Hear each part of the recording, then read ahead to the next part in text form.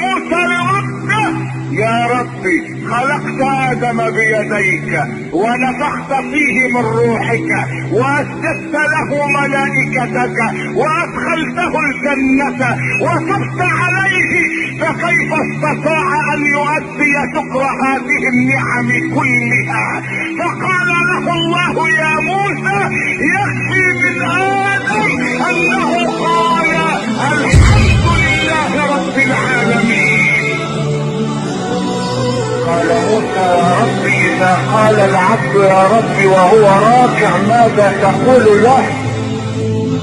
قال: اقول له لبيك يا عبد. قال: فاذا قالها وهو ساجد؟ قال: اقول لبيك يا عبد. قال موسى: فاذا قالها وهو عاص؟ قال: اقول له لبيك لبيك لبيك.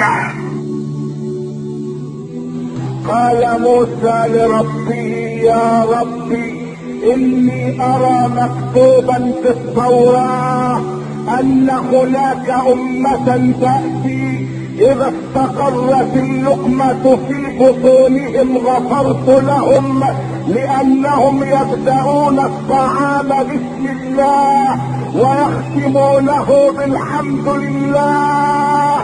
اللهم اجعلهم امتي يا ربي. قال الله لموسى: يا موسى، انهم امة محمد.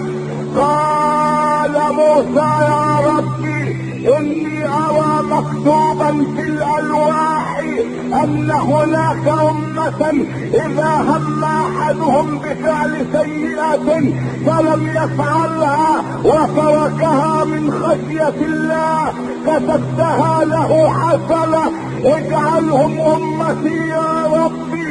قال له الله: يا موسى، انهم امة محمد. قال موسى: يا رب، ارى مكتوبا في الالواح ان هناك امة اذا هم احدهم بفعل حسنة ولم يفعلها كتبت له حسنة، فاذا فعلها كتبت له 10 حسنات الى 700 ضعف، اجعلهم امتي يا رب. فقال له الله: يا موسى، انهم امة محمد. فقال موسى: يا ربي، اجعلني من امة محمد.